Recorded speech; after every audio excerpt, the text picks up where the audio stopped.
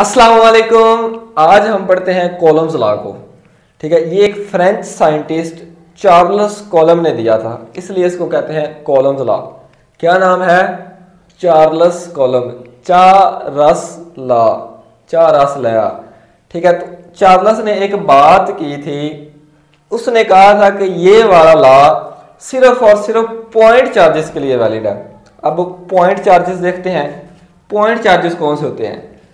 Point charges वो होते हैं जिनका साइज बहुत छोटा होता है as compare to the distance, यानी कि उनका साइज उनके दरमियान फासला की निस्बत बहुत छोटा होता है।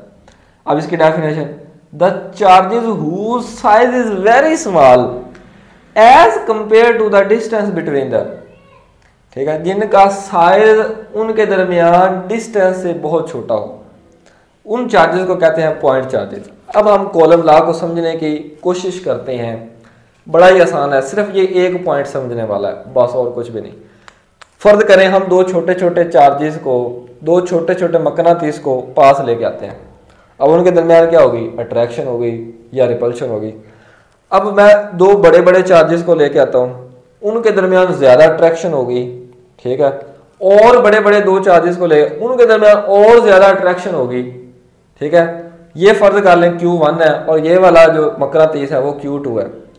जितने बड़े मकनातीस होते जाएंगे उनके दरमियान फोर्स उतनी ज्यादा होती जाएगी। कुछ है ही नहीं समझने वाला। ठीक है, force is directly proportional to Q1 Q2। जितना बड़ा चार्ज होगा उनके दरमियान फोर्स उतनी ज्यादा होगी।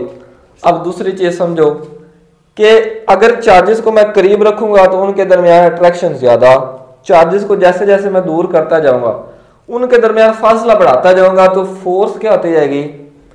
कम होती जाएगी। फोर्स क्या होती जाएगी? कम। दूर पड़े हैं यहाँ पे फोर्स, मकनातीस यहाँ पे कम अट्रैक्ट करते हैं, करीब लेके आऊं तो और ज्यादा और ज्यादा। जितना दूर लेके जाऊंगा फोर्स उतनी कम होगी। ठीक है, तो पहली चीज Q1 Q2 के फोर्स डायरेक्टली प्रोपोर्शनल और उनके दरमियान फासला के इनवर्सली प्रोपोर्शनल। ठीक है, इसको हम इक्वेशन नंबर 1 का नाम देते हैं, इसको इक्वेशन नंबर 2 का। अब यही स्टेटमेंट इधर भी लिखी है, द फोर्स ऑफ अट्रैक्शन और repulsion between two point charges is directly proportional to the magnitude of charges. उनके मैग्नीट्यूड के force directly proportional and inversely proportional to the square of the distance between the, और उनके square के उनके दरमियान distance के square के inversely proportional. अब इसको इक्वेशन नंबर 1, इसको 2। अब इन दोनों इक्वेशन को अगर मैं इकट्ठा करके लिखूं, इधर भी फोर्स है इधर भी फोर्स है, तो मैं इसको लिख सकता हूं Q1 Q2 और नीचे R का स्क्वायर। को फर्क तो नहीं पड़ा, दोनों इक्वेशन को इकट्ठा करके लिख दिया। अब यहाँ पे देखें, डायरेक्टली प्रोपोर्शनल का साइन हटाएं तो पहले तो बराबर लगाते हैं, अब कोई ना कोई कांस्टेंट लगाएंगे। ठीक है, कांस्टेंट यहाँ पे क्या आएगा? यहाँ पे कांस्टेंट आता है K। ठीक है, Q1 Q2 over R square. ये K एक प्रोपोर्शनैलिटी कांस्टेंट है जो कि मीडियम के ऊपर डिपेंड करता है। जो कि किसके ऊपर डिपेंड करता है? मीडियम के ऊपर। ठीक है, K डिपेंड करता है मीडियम के ऊपर। अगर एयर होगी दो चार्जेस के दरमियान तब K की वैल्यू और होगी, अगर पानी होगा तब K की वैल्यू और होगी। इसी तरह K डिपेंड्स अपॉन मीडियम, यहाँ पे लिख लें K किसके ऊपर डिपेंड करता है? मीडियम के ऊपर। अब अगर दोनों चार्जेस के दरमियान मीडियम एयर मौजूद हो तो K की वैल्यू क्या होगी? तो पहले हम इसका यूनिट निकालते हैं। अब ये देखें, ये फोर्स F, R स्क्वायर इधर डिवाइड हो रहा है, दूसरी तरफ जाके क्या हो जाएगा? दूसरी तरफ जाके मल्टीप्लाई हो जाएगा। Q1 और Q2 उधर मल्टीप्लाई हो रहे हैं, इधर आके क्या हो जाएंगे? डिवाइड हो जाएंगे।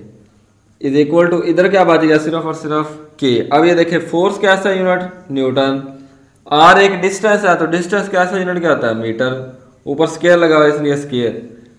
चार्ज कैसा यूनिट होता है? कॉलम। क्योंकि दो चार्ज है इसलिए ऊपर क्या आ जाएगा? स्क्वायर। और अगर दोनों चार्जेस के दरमियान मीडियम एयर मौजूद हो तो उसकी वैल्यू आपने याद रखनी है 9 × 10⁹ newton metre square per column square. ये एमसीक्यूज के लिए इंपॉर्टेंट है। अब अगर ये लॉन्ग क्वेश्चन पेपर में आए तो कैसे अटेम्प्ट करना है? सबसे पहले आपने इंट्रोडक्शन लिखना है इसका, उसके बाद इसकी स्टेटमेंट, उसके बाद मैथमेटिकली फॉर्म, और यहाँ पे एक लाइन लिखनी है, the value of K is depend upon medium. ठीक है, if the air is present between two charges then the value of K is 9 × 10⁹ newton metre square per coulomb square. उसके बाद पॉइंट चार्जेस की definition, आपका ये long question complete हो जाएगा। मैं साइड पे होता हूँ, आप इसको नोट कर लें। अल्लाह हाफिज़।